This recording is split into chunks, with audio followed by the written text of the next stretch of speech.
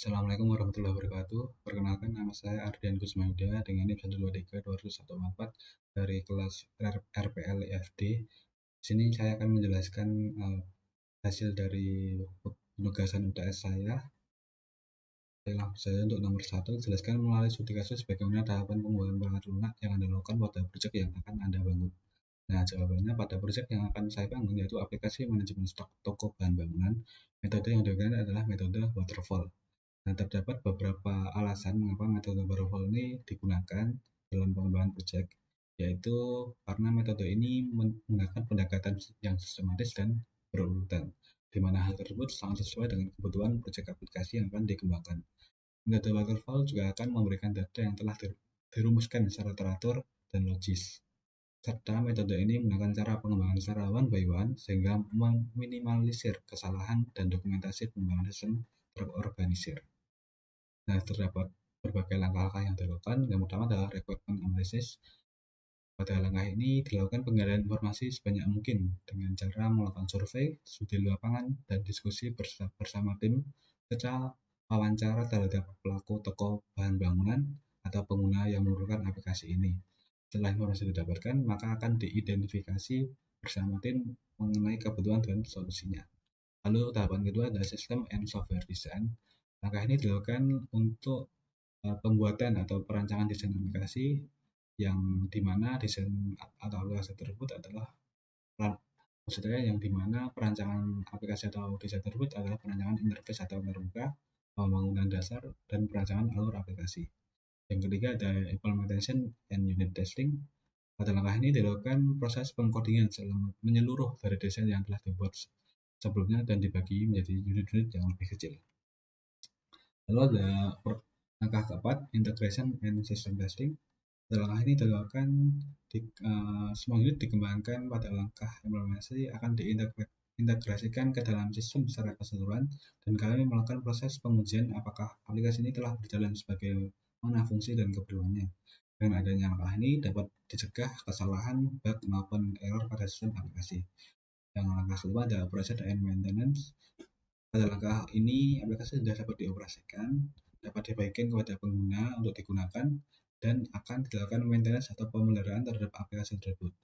Maintenance atau pemeliharaan sendiri dapat dilakukan dengan cara memperbaiki kesalahan apabila ditemukan, memperbaiki implementasi unit sistem, dan meningkatkan fungsi apabila terdapat suatu kebutuhan baru pada aplikasi tersebut. Untuk nomor 2, buat dan jelaskan tahapan tersebut menggunakan tools Trello. Tuliskan link dan add pada project Trello Anda. Untuk linknya sudah ada di sini.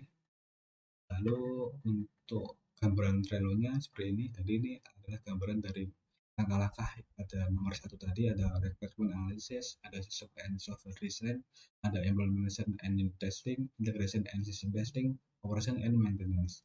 Nah, pada requirement analysis ini ada observasi dan survei, ada menemui customer dan membuat janji wawancara dengan customer, diskusi hasil wawancara dan kebutuhan customer, dan membuat requirement dokumen. Nah, pada tahap kedua, ini ada merancang DFD atau RAT, lalu ada merancang UI atau antarmuka atau interface.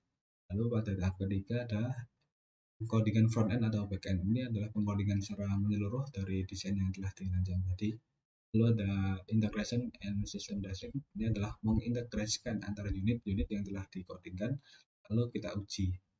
Lalu yang terakhir ada operation and maintenance. Kita launching aplikasi, kita bagikan kepada pengguna, lalu kita juga akan melakukan maintenance atau pemeliharaan aplikasi. Nah, untuk nomor 3, buat DFD level 0 atau level 0, level 1 dan 2 pada project Anda. Nah, untuk DFD level 0 atau level 0 ini terdapat 4 entitas, yaitu ada admin atau karyawan, manajer atau pemilik, manajer atau pemilik, supplier atau sales, dan pelanggan. Dan juga ada proses sistem informasi manajemen stok toko bahan bangunan. Nah, antara entitas tadi, antara entitas dengan proses dihubungkan flow, data flow, yaitu ada admin karyawan yang flow yang menuju ke proses ada login atau logout, ada data supplier, ada data barang dan stok. Lalu dari proses ke admin karyawan ada daftar supplier, daftar barang, pesan login atau logout. Lalu dari entitas manager atau pemilik Yang masuk ke proses ada data admin, dan dari proses ke entitas ini ada daftar admin dan laporan stok barang. Lalu untuk entitas supplier atau sales, yang masuk ke proses ada faktur atau bukti pembayaran atau uh, bukti transaksi, lalu ada data supplier, dan ada proses kirim barang. Lalu dari proses ke supplier atau sales ada pesan barang, ada flow pesan barang. Untuk entitas pelanggan yang masuk proses ada pesan barang, lalu untuk yang keluar dari proses ke pelanggan ada barang keluar atau stok barang keluar. Lalu untuk DFV level 1 ini lumayan cukup kompleks. Ada 4 entitas, ada admin karyawan, pelanggan, supplier atau sales, dan ada manajer atau pemilik. Dan ada berbagai proses, ada login out, ada proses stok barang, ada pencatatan data identitas supplier atau sales, ada proses mengolah admin atau karyawan, dan ada proses menampilkan laporan. Nah, untuk entitas admin karyawan, pada proses login out ini akan masuk, log flow-nya akan masuk ke data store atau database admin atau karyawan. Dengan flow-nya ada login, ada logout yang masuk ke data store, lalu dari data store ke admin karyawan ada pesan login dan pesan logout, seperti itu. Oke, untuk dari admin karyawan pada proses stok barang ini ada flow data stok barang masuk ke proses, lalu masuk ke data store stok barang dengan flow-nya data stok barang juga. Lalu dari proses stok barang ini, maksudnya dari pelanggan ya, dari pelanggan dulu, ini masuk ke proses stok barang ada pesan barang. Lalu dari supplier atau sales masuk ke proses ada identitas supplier atau sales, ada juga kirim barang, seperti itu. Nah, dari proses ini dilanjutkan ke faktur atau bukti transaksi, bukti pembayaran, seperti itu, masuk ke data store riwayat transaksi. Nah, untuk proses laporan ini yang flow yang ke entitas admin karyawan ada identitas supplier, ada daftar stok barang. Yang masuk ke pelanggan ada barang keluar, yang masuk ke entitas supplier atau sales ada pesan barang, seperti itu. Nah, untuk admin karyawan juga ada flow dengan proses pencatatan data identitas supplier atau sales. Dengan flow-nya ada data supplier, lalu data supplier-nya akan masuk ke data source supplier atau sales. Nah, dari supplier atau sales ada flow yang menuju ke admin karyawan, ada daftar supplier masuk ke proses, lalu masuk ke identitas admin untuk karyawan, seperti itu. Nah, untuk entitas manajer atau pemilik sendiri terdapat dua proses, yaitu mengolah admin atau karyawan dan menampilkan laporan. Nah, untuk yang mengolah admin karyawan ini, manajer atau pemilik memiliki data flow data admin masuk ke proses, lalu masuk ke data store admin karyawan. Nah, admin atau karyawan akan mengeluarkan flow daftar admin menuju proses mengolah admin atau karyawan, lalu menuju ke entitas manajer atau pemilik.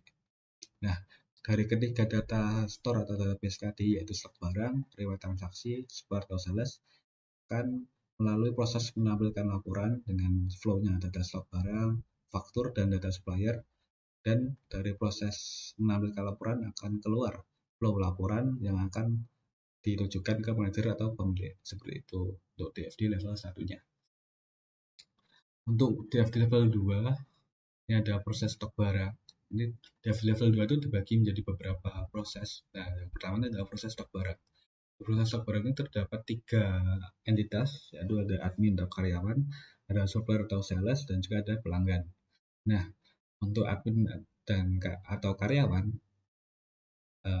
ini flow-nya data barang ini menuju ke data store stok barang dengan proses mencari stok barang, melihat stok barang, dan mengubah stok barang. Lalu juga ada satu lagi menambah stok barang. Jadi ada 4 proses yang dari admin karyawan yang menuju ke stok barang. Nah, dari proses menambah stok barang tadi, dengan ditambah proses yang terdapat dari supplier atau sales, ini akan mengeluarkan flow faktur yang akan masuk ke riwayat data store riwayat transaksi, seperti itu. Nah, dari admin karyawan lagi ini ada flow pesan barang. Nah, ini pesan barang dengan proses pemesan barang, lalu akan flow-nya pesan barang lagi akan masuk ke entitas atau sales. Lalu ada flow data barang dengan proses keluarkan stok barang, lalu flow data barang akan menuju ke pelanggan dan juga akan menuju ke stok barang. Jadi data barang ini dari proses keluarkan stok barang akan menuju ke data store stok barang. Lalu ada dari proses keluarkan stok barang akan ada flow faktur yang akan menuju ke data store lewat transaksi. Seperti itu. Nah, untuk dari super sales sendiri ini ada flow kirim barang yang menuju ke proses menambah stok barang, ada flow identitas supplier dengan proses pendataan identitas yang akan masuk ke admin atau karyawan. Seperti itu. Untuk yang pelanggan nih ada proses yang menuju ke admin karyawan dengan flow-nya pesan barang dan prosesnya memesan barang lalu akan masuk ke entitas admin atau karyawan. Nah, untuk DFD level 2 pada proses barang seperti itu kurang lebihnya.